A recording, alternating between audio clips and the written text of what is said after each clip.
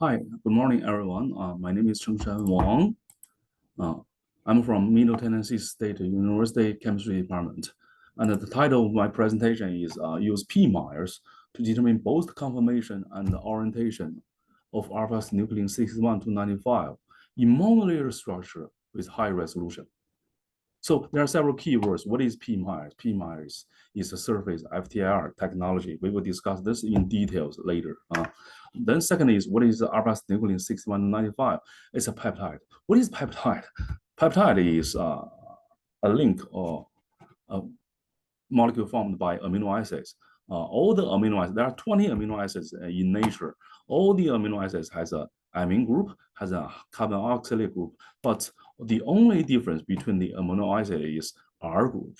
For example, lysine is, this is the R group of lysine, this is the R group of cysteine. So when the amine group of one amino acid can form amide bonds with the next amino acid, then this amine group can form the next one amide bond, hook up to the next amino acid. Then they can form a linear structure. We call this one peptides. So because peptide structure is very complicated, sometimes we use an abbreviation letter. For example, A is alanine to represent, this is alanine to represent the chemical structure. We call this one the primary structure, which showing the sequence of the peptides.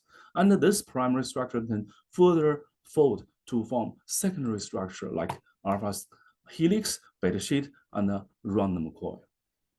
And how these secondary structures are determined by several techniques. For example, the major one is X-ray single crystal structure. Second one is NMR. Both of these technologies are very powerful, can determine atomic level resolution results. But there also has shortcomings. For example, X-ray require a protein to form single crystal structure. A lot of membrane protein cannot form single crystal structure. And membrane protein are important because about 35% of total protein in biology system is membrane protein. So they are very important, but they are difficult to form single crystal structure. And the second one is NMR. NMR does not require protein to form single crystal structure, but for membrane protein, it's also problematic. For why? Because, for example, we use AAK as an example. The difference between the neighboring alanine is already small, and if it is in the exists in the membrane cell membrane structure, it will become more anisotropic, and the peak will become broader and cause serious overlap. So this overlap will decrease the resolution, may cause challenges for NMR to determine the high resolution results. There are other techniques like CD spectroscopy can determine, can help to determine protein or peptide structure, but can also provide low resolution results. So FTIR is another technology, especially for membrane proteins, because membrane protein, usually the nature structure of membrane protein is from monolayer structure around the cell membrane. So this is the detailed structure of membrane protein. So there are two possibilities for membrane protein to form a monolayer structure around the cell membrane. This is the cell membrane forming by the phospholipid bilayer structure. One possibility is parallel to the surface. The second one is perpendicular, form transmembrane structure perpendicular to the surface. So let's use the alpha helix as an example. Look at this one. If alpha helix is laying parallel to the interface, the backbone carbonyl is parallel to the interface. If a form transmembrane structure perpendicular to the cell membrane in beta sheet, the carbonyl is perpendicular to the beta sheet strand. So that's the reason FTIR has attracted scientific attentions Why? Because FTR is another important technology to determine peptides or protein structure, especially for monolayer. We will discuss it later. Okay. Why? First is why FTR is useful for peptides or proteins, because all the peptides or proteins has backbone carbonyl groups, and this backbone carbonyl stretching generated the most important amino bond. There are several amino. For example, amino 1 is from the carbonyl backbone carbonyl stretching. Amino 2 is from the NH, and there are several other bands like amino 3, amino 8. But only amino 1 in FTR, only amino 1 band can help to determine the conformation of a peptide or protein. For example, if it's alpha helix structure, the peak will be around 1650. If of beta sheet, it will be around 1630. Or random call will be around 1640. And by this method, FTR can help to evaluate the percentage of secondary structures in one protein.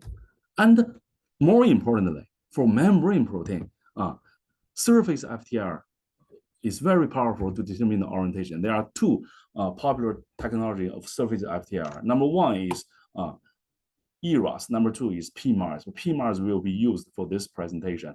For surface FTR, it doesn't matter which two technology you use. P-polarized IR beam will be irradiated on the sample, monolayer sample on the substrate. ERAS determine the reflected IR beam. pMAIRS determine the refracted transmitted IR beam. Okay, so pMAIRS will automatically decompose the IR spectrum to two spectrum. One is in-plane spectrum, the other is out-of-plane spectrum. In-plane spectrum contains all the vibrations parallel to the surface. OP spectrum contains all the vibrations perpendicular to the surface. So it's very probable one vibration is tilted, right? So it will appear in both IP and OP. So what is the tilted angle?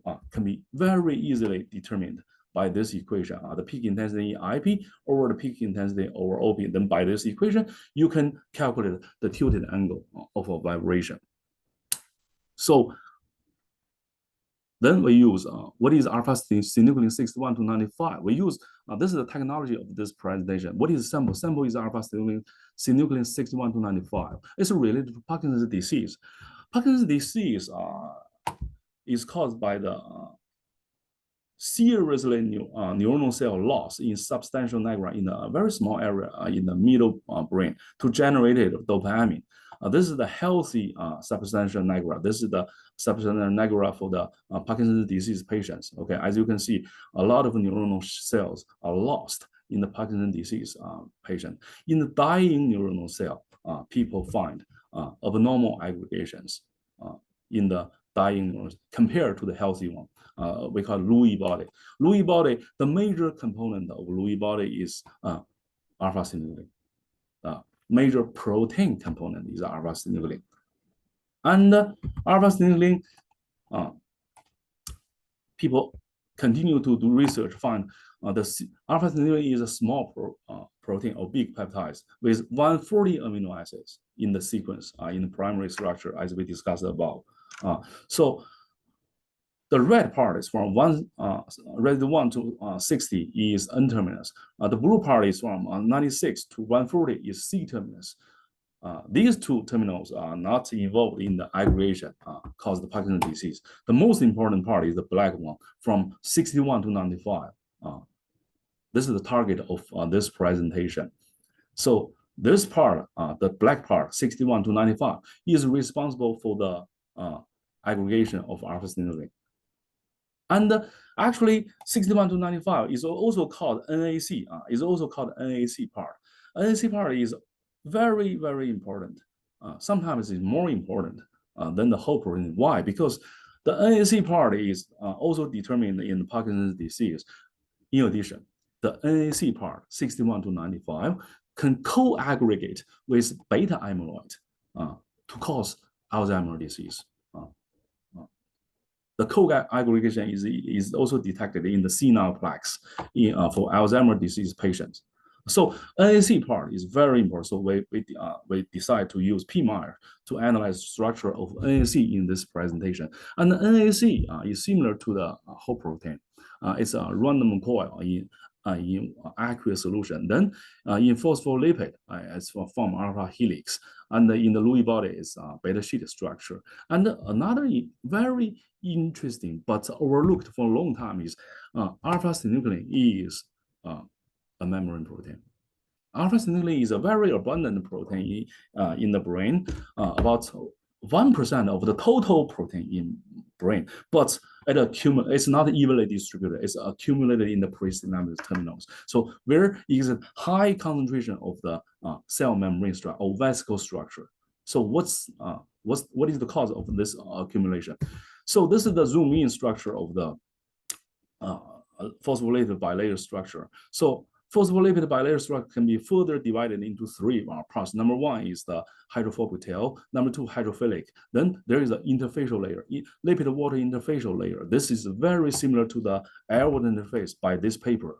So we use air-water interface to mimic the lipid-water interfacial layers, then spread NAC or alpha-synuclein 61 to 95 at the interface. This is what we found.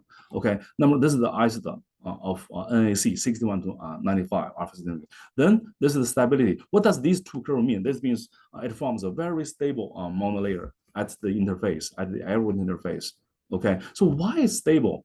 Because from the CD, in the aqueous solution, NAC is unstructured. But when it's transferred to the interface, it's from alpha helix. So we detect the conformation change at the interface. So this alpha helix conformation make the monolayer super stable. Then we use pMAIRS to determine the orientation. It's not a surprise that amino one band appears in both IP and OP at different surface pressures. Then we find the orientation by this equation we discussed before. We determine the orientation of the axis,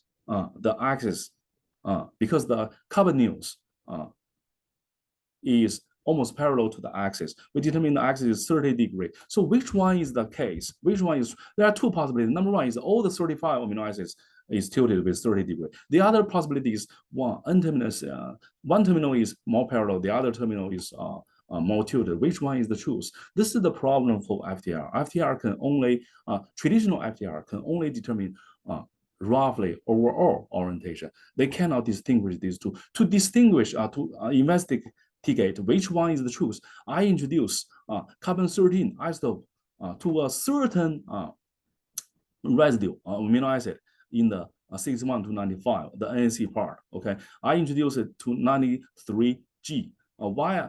So the carbon-13 label will generate a new peak, and this peak only related to this local residue. Let's look at the result. I introduce the carbon-13 to 93G, which is similar to very close to the end of the C terminus. So a new peak is generated. This is the regular amino one band. This is the C13 amino one band. Because the difference is 30. Okay, carbon-13 will only downshift 30. So if they are in the same conformation, the difference will be 30. So they are 30. The difference is 30. So 93G is also alpha helix. But as you can see, this peak is stronger than the regular one.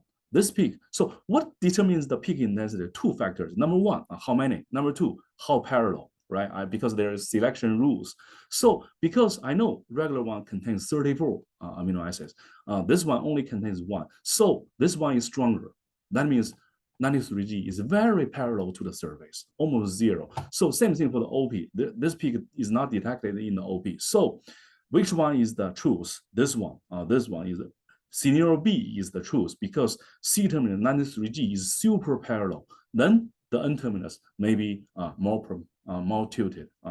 So this is the conclusion. Number one is NAC form a very stable monolayer. Then conformation change from random core to alpha helix cause the stability of the monolayer. Then we found that the overall tilted angle is 30 degrees of the axis of the helix. Then 93G is super parallel. This is the truth. Scenario B is the truth. So I want to say thank you to Dr. Takashi Hasegawa, who invented pMAIRS. I want to say thank you to my PhD advisor, Dr. Roger LeBlanc, and all my students. Thank you for your attention.